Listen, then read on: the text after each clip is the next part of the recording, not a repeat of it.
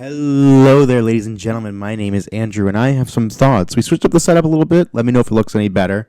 Today is a Reddit day. We're going to talk about some beautiful things I found on Reddit this week, mostly on r/pokeinvesting as well as r/Pokemon TCG. Why? Because sharing is caring, and I have opinions. Let's start with our first post from Pokemon TCG, full art trainers that never made it to English.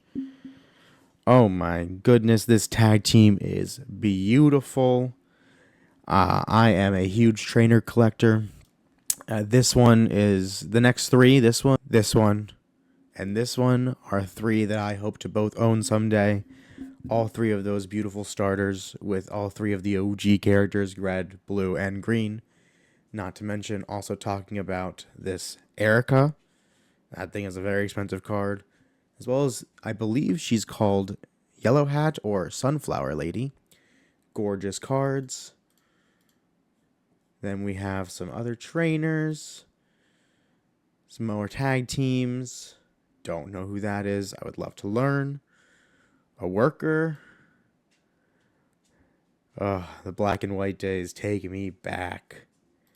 But they said I was looking at Roxy cards to put in my trainer collection, only to find out she got a full art card that never came to English, and I just have the coffin card she's in. Only 5 of these cards are $20 or less. The rest are $50 to $600. That should be criminal. I don't necessarily agree with that because these cards are older. For example, the original 3 were extremely cheap before this craze, and maybe even after this craze they might come back down, but they were kind of easier to pick up. I just was not in the market to get them, unfortunately, but I'm willing to pay the price to get them eventually. Though one thing I wanted to highlight was this guy showed this amazing image from the Team Rocket's briefcase where you have this full art card as well as this card. The original briefcase looked like this. It came with that Giovanni we saw and Jesse and James and Meowth. We are talking about some incredible cards, all for the low, low price of $31,000. One day it will be mine. That day is not today. Moving on to our next story. All right, the next story on Poke Investing was what's a better investment, Stellar Crown or Paradox Rift? Which do you think will be a better investment long term, Stellar Crown or Paradox Rift? Looks like these two and Temporal Forces is being slept on and wanted the opinion of others. Thanks. We're going to ignore their opinions and we're going to listen to mine. So we are talking about the 5th set in Scarlet and Violet, as well as, I believe, the 9th set. Paradox Rift was sitting at $875 as a total for the set from analytics on Collector that I'll flash on the screen, with its top 3 being the Groudon, the Altaria, and the Roaring Moon. All in all, not a bad set. Has some memorable cards, has some really interesting artworks like the Steelix or the Agliash, which are my personal favorites, and the Blitzel. The set that came out right before Surging Sparks, the 10th set, Stellar Crown, has some amazing arts, but most notably it has the Squirtle and the Bulbasaur and the Terapagos. Now, which do I think is the better investment? I think Stellar Crown will go down a better set at the end of the day, only because of the Squirtle, the Bulbasaur, and it has a really good Lacy card as well as the Dockspun. But it's because of that chance of the Squirtle and the Bulbasaur that set will be worth more in the future, in my opinion. Moving on to our next Reddit post. Prismatic Evolution is the best set since Evolving Skies changed my mind. This is crazy. This guy is definitely a big Prismatic Evolutions believer. But if you also look in this picture, you'll notice he has some 151 down there. So the Blooming Waters 151. And people don't really realize how plentiful 151 was back in the day. And honestly still is being produced. They still see booster bundles for it. You do see those cards still doing amazing. The Charizard, the Venusaur, the Blastoise, the Alakazam, the Zapdos. They still hold a premium. Now, obviously, Prismatic does have the evolutions, which are beautiful. Don't get me wrong. It's I just don't think Prismatic will be the top set of Scarlet and Violet. I think that'll have to go to a 151 or Paldean Fates, or arguably, in my opinion, Destined Rivals. If I had to rank them, what I think would be the top 5 sets in Scarlet and Violet in 10 years, 151, Paldean Fates, Paldea Evolved, Destined Rivals, and Prismatic, still making the top 5. But like a lot of people said in here, don't forget 151. But Prismatic is good for speculation, but is it really going to be that good in the long run? That's the question we should really be asking. On to the next post. This one spoke to me a little bit because I have gone to a few card shows. And it says, card show pet peeves. Curious what some of the other common annoyances are from people who've attended or vended at card shows. For example, the amount of times I've stood in front of a table to start checking out their cards while the vendor makes zero attempt acknowledging me. I've often been the first to say something and still get minimal response. Now, again, we're going to ignore what everyone else is saying currently. We're going to listen to me. I get that feeling, but I also like going to a card table and feeling not rushed or not like I'm having to engage with the vendor. However, it is nice when the vendor acknowledges you. It is nice when they ask you questions about you. And it really does help welcome you to the community. And the thing that really sucks now is that there are people who are in this hobby right now who are really truly only in it for the money. And it shows.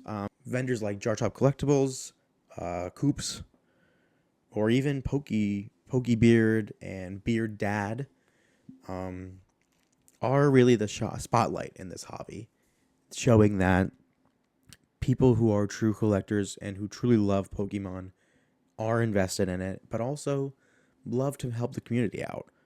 Buying, selling, showcasing how things work. They've been great resources. Now, what annoys me at a card show, seeing the same 20 cards in every table. Higher end, the Bubble Mew, the Team Rocket's Mewtwo, Team Rocket's Moltres, Paldean Fate's Charizard. Seeing a lot of the high-end stuff. I really love going to card shows and looking in the $5 binder, $10 binder, even the $1 binder. And I wish more variety was brought to the shows, at least in my area. That could also just be a just me point. Another annoyance highlighted by Yakasuko N8 says, if I have to ask you the price of every card one by one, I'm going to another vendor.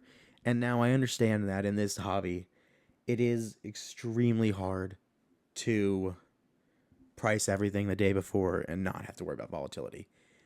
But I would respect from a vendor if we're looking at a card and they say, oh, my tag might be a little bit off. Let me double check that.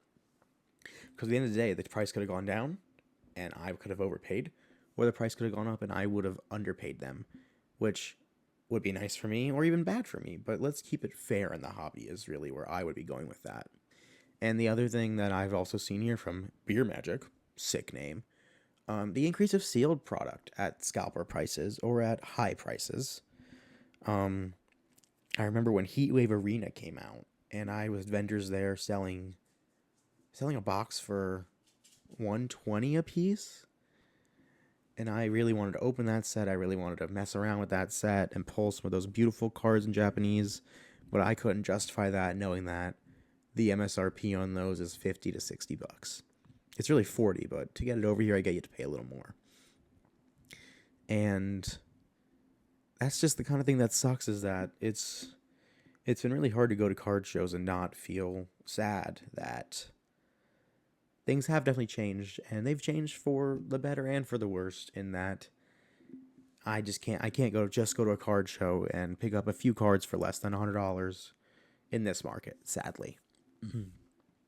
But let's move on to a post that I really wanted to highlight called Let the Hobby Correct, a message from a hobbyist to a hobbyist. It starts, it's time to check out for a bit. The hobby is running on FOMO. These sets are printing for a long time, and Pokemon Company will print to meet demand. Things are cooling. Don't pay scalper prices. Singles will drop in price. State of the hobby's bad. Can't sustain. If you are in Pokemon for the money, I wish you the best, but I don't care about you because I enjoy the cards as a hobby. The signs. Bot farms. If you've been trying to buy, you know it's near impossible to land MSRP. You have to land coin flips chance, even if you track down drops, click on sale links, and a millisecond they're released, forget hoping to stumble onto a restock online. And he goes through and he highlights situations like scalpers with empty shelves, cash and debt. And I think it's really important to highlight that I think people are over leveraging themselves. And I think that OP made some good points.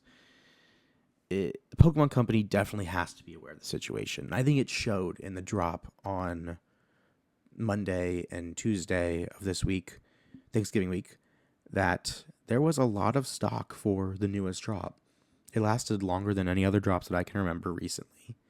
And we still have the 30th coming up, but things are starting to normalize a tiny bit. We're seeing a little bit more plentiful drops. We're seeing some people selling their collections lately. And I believe that the 30th products will be printed into oblivion. I think those will be around for a full year of print cycle because Pokemon wants people to collect. And the beautiful thing about Ascended Heroes is that it's actually a set that has a lot of reprints so that both the collectors and the players can get the chance to get those cards they need, like the Pheasantipity or a lot of the new Mega EXs. I think the Lopunny's doing really good. And we are seeing Pokemon still print Paldean Fates. Still print 151.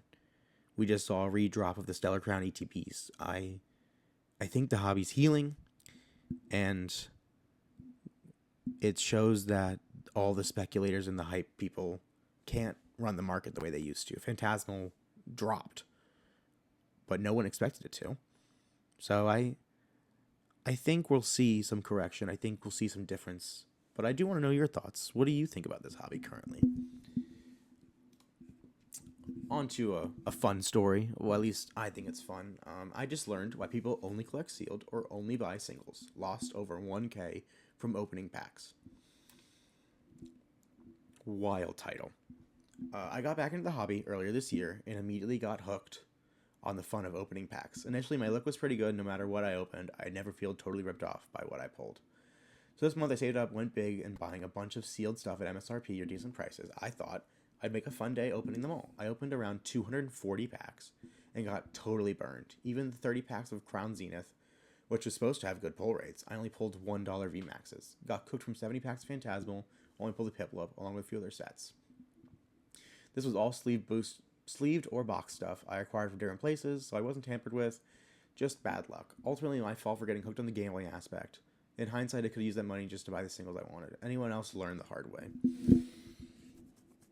Wow. Learn the hard way. Yeah, there were times where I've bought more booster boxes than I probably needed. The big set I think I would look back on personally would be Surging Sparks. I think I bought in total 4 booster boxes for $130 each. And obviously I was trying to pull the Pikachu. I was trying to pull the Latios. And I didn't. I ended up buying the Latios. I still have yet to buy the Latias. But with the money I spent on those boxes, I could have bought the Pikachu. Or I could have bought the Latias. And, you know, it's things you think about when you're buying packs from a store. You got to think to yourself, would I rather spend the, $30 for these 6 packs now, or just buy one card at $30? And I've obviously, since the hype, realized, after Prismatic, just really thought to myself, let's just buy the cards you want, but still try to get the drops at MSRP. And obviously you want to hope for that huge hit. which, you could always get or you could always not get.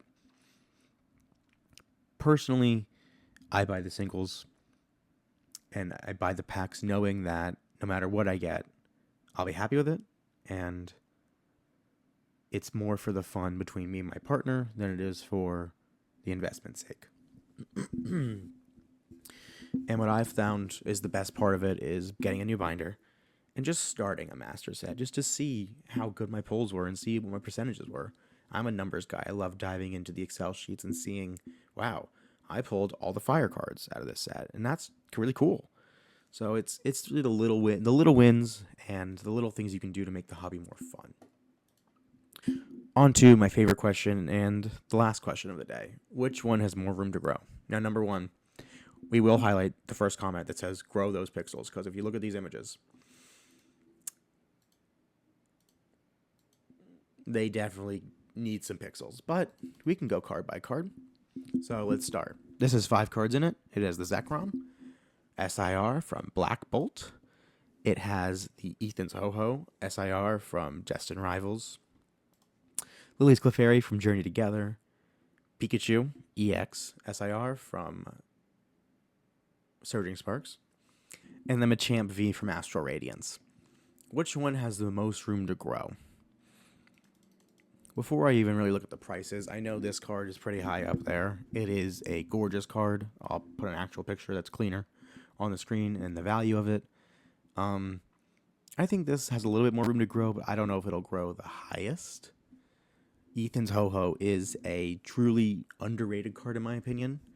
If I'm correct, when I flash it on the screen and say what rank it is, I think it's third highest in the set. And obviously, it's not better than Cynthia's Garchomp or Team Rocket's Mewtwo. But it is a gorgeous card, and I think it was currently, when I last looked at, around 150. I could be way off. Or my personal favorite, and the one I think has a lot of room to grow, Lily's Clefairy. I'll put the price here, and I'll actually put the price of what it was when I was looking at getting it, and then when I bought it. This card started, I think, out of the gates $400, and then it went all the way down to, I think, right around 120. I bought it at 130, and I think it's slowly climbing back up, but I will double check that. I think this is up there. Pikachu, I have to look at the price. It probably has room to grow. It is Pikachu. It is the classic. The only concern with it is the Terra Crown. And Terra Crowns are not everyone's favorite gimmick. It's personally not my favorite. But you can't tell me that this card is not beautiful when I show you the real card. Or the Machamp V. Vs